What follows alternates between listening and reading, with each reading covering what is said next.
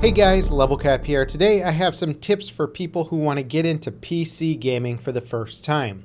Computer gaming offers a lot of benefits when compared to traditional console gaming, like access to a larger volume of games, free multiplayer service, better graphics options, and the ability to create a system that caters to your specific needs as a gamer. Of course, this also comes with the complications of PC gaming. Who do I buy from? How much money should I spend? What's a good mouse and keyboard or graphics card? What mouse sensitivity should I use? And many more questions.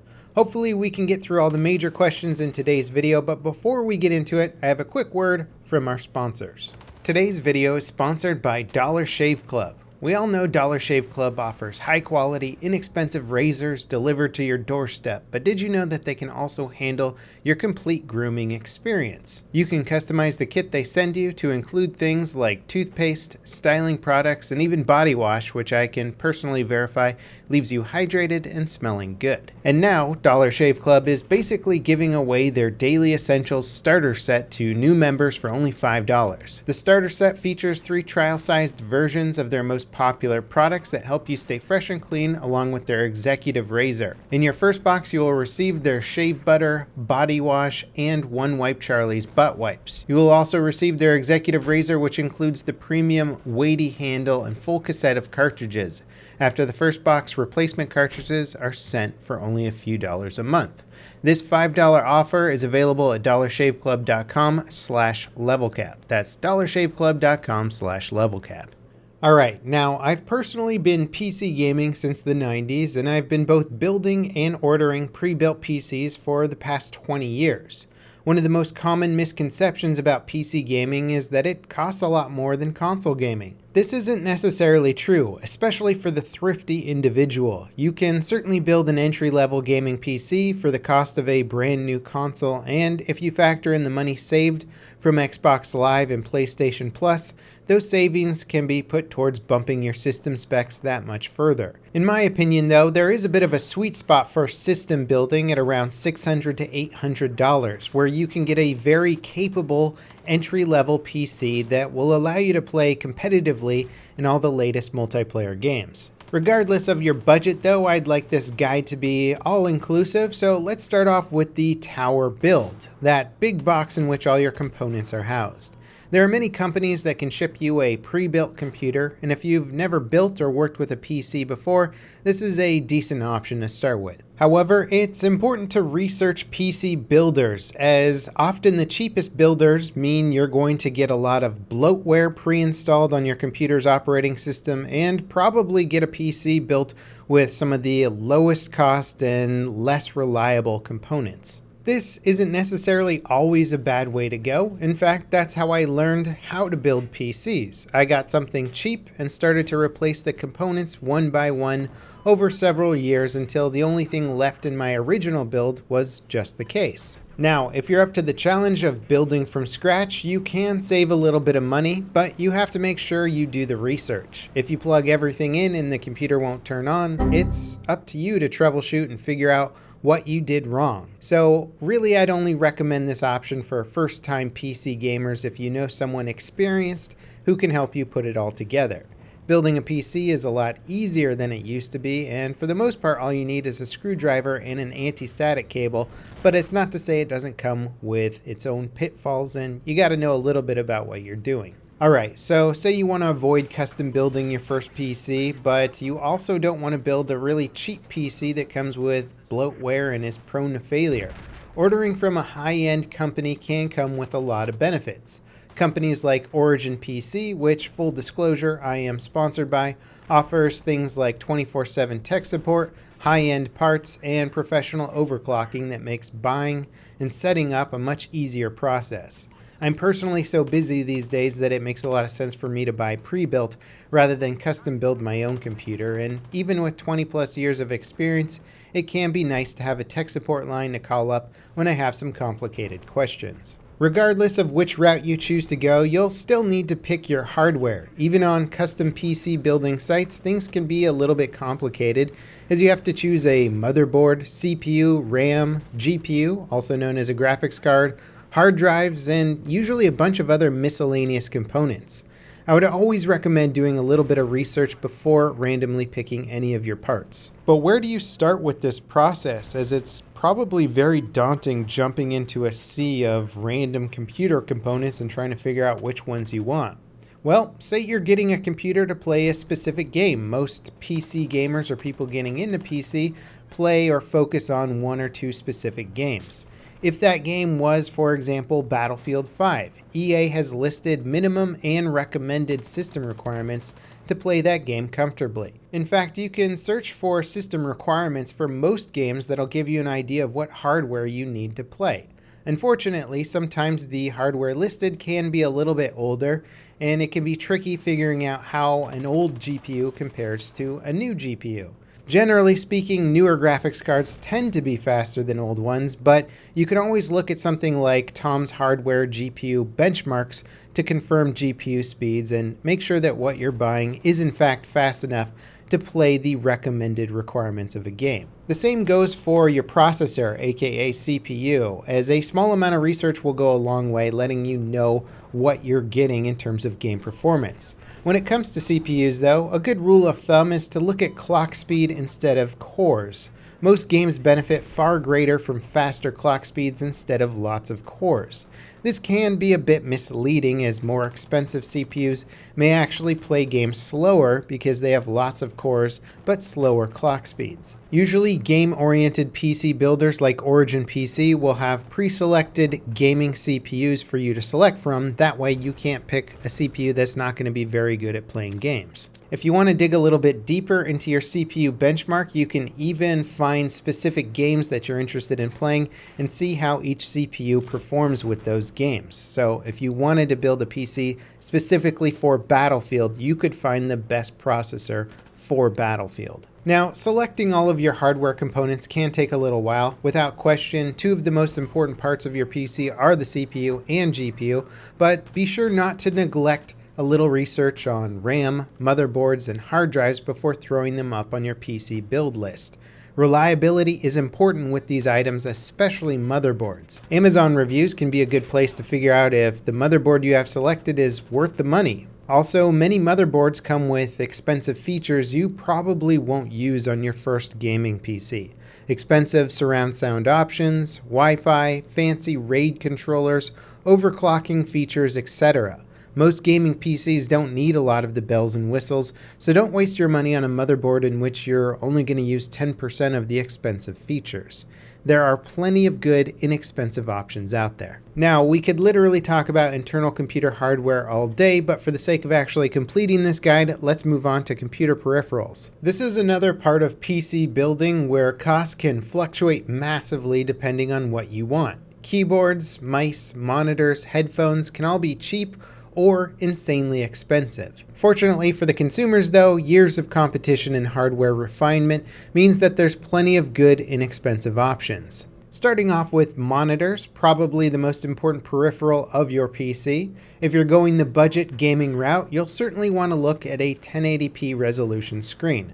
That's 1920 by 1080 pixels. The P actually stands for progressive, not pixels, but it's a barely relevant term these days, as almost all displays are progressive. Now, if you're playing shooters, you'll absolutely want something with a greater refresh rate than 60 Hz, as this is one of the main advantages of PC gaming over console gaming. Usually, if a monitor doesn't state its refresh rate or hertz on the sales page, it means it's a standard 60 Hz refresh rate. If you haven't played at over 60 frames per second, well, then you're in for a real treat with PC gaming. Acer, Asus, and BenQ all make good options in this area, and currently you can get a 144 Hz refresh rate monitor for under $200. 24 to 27 inches is pretty common sizing for most desktop setups. Bigger than that and you're going to want to push the monitor further back on your desk, and I don't personally recommend anything bigger than 27 inches for competitive PC gaming. Also, do not buy a TV for PC gaming. Make sure it's a monitor.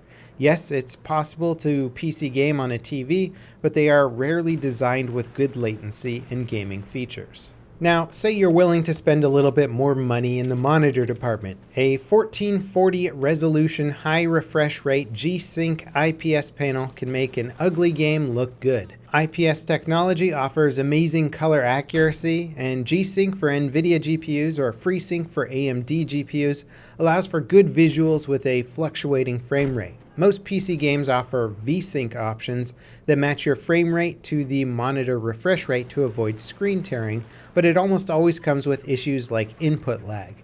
So G-Sync and FreeSync are designed to solve this problem. Now, a higher resolution display will always look better when slowly panning your camera around a game environment, but if you're interested in fast-paced competitive gaming, especially with shooters, then opting for faster frame rate is always more beneficial than higher resolution. If you have to pick one or the other, I would say go for frame rate. Now, of course, if you have crazy money to spend, you can always get one of the new 4K 144Hz panels, but they're not only crazy expensive, but you need a monster PC to drive them properly. Getting one of these panels as you're just getting into PC gaming is like getting your driver's license and buying a Bugatti. It doesn't make a whole lot of sense until you really know what you're doing. But if you want a little bit more info on what one of these monster panels can do for your gaming experience, check out the video I made. I'll link it in the video description. Absolutely be sure to do your research on gaming monitors, as it's one of the more important components in any gaming build. It blows my mind how often people play games on a 60Hz panel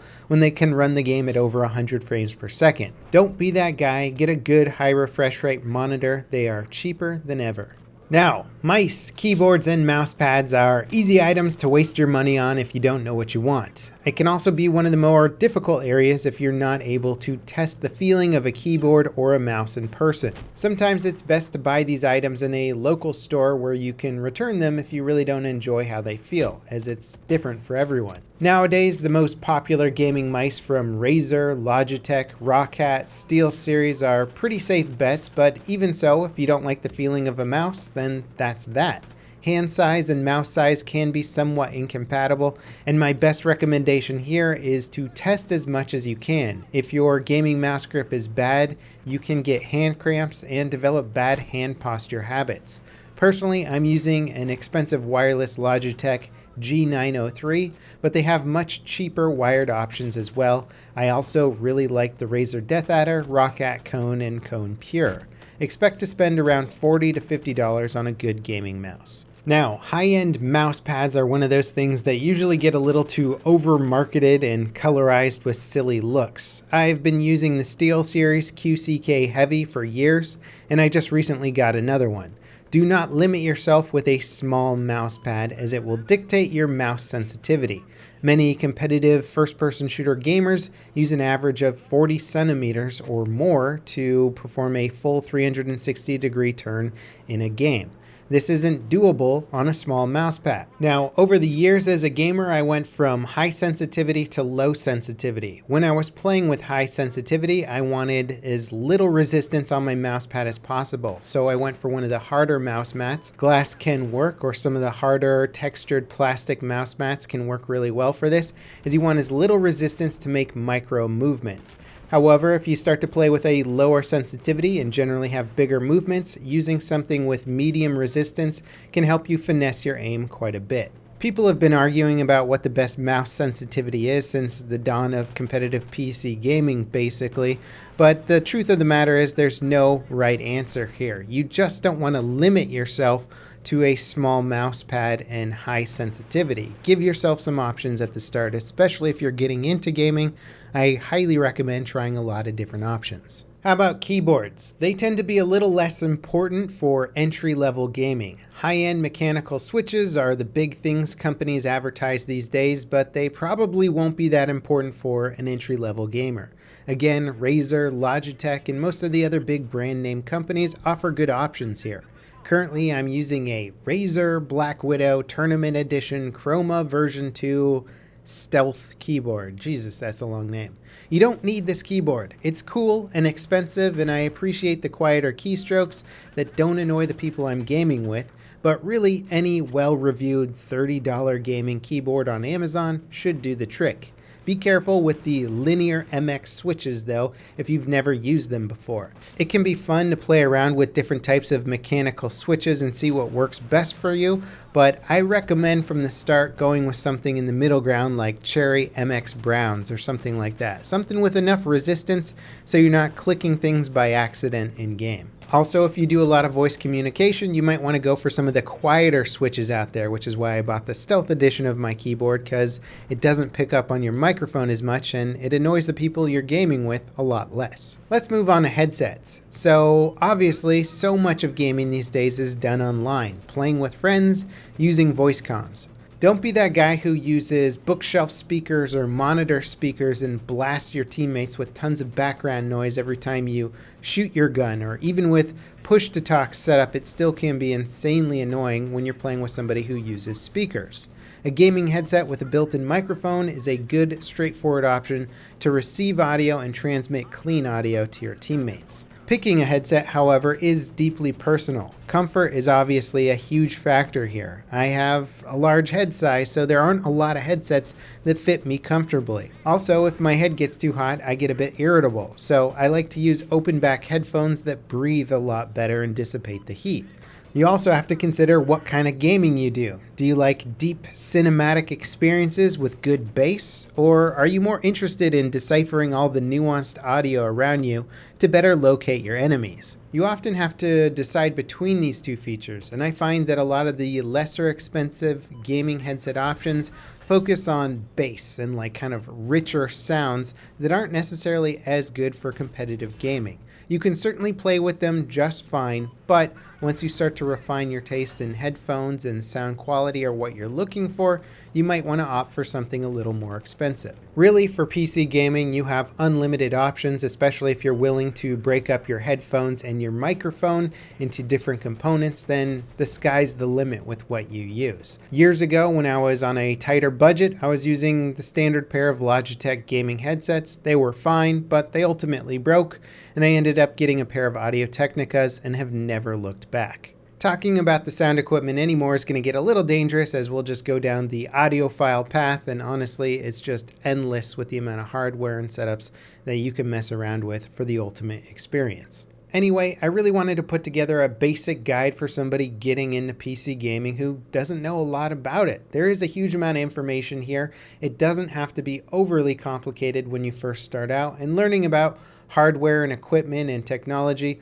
along the way can be a really fun process, as it was for me. You certainly don't need to spend a huge amount of money to be competitive in PC gaming, and just like many things in life, the more money you throw at something will give you diminishing returns. So the difference between a $600 to $800 PC and $5,000 PC can be somewhat significant, but it doesn't mean the person on the lesser hardware is going to get demolished by the guy on the higher end system. I've seen plenty of amazing gamers on really low-end hardware. Anyway, I hope this guide helps you guys out. As always, thanks for watching, and I'll see you next time. This is Level Cap, signing off.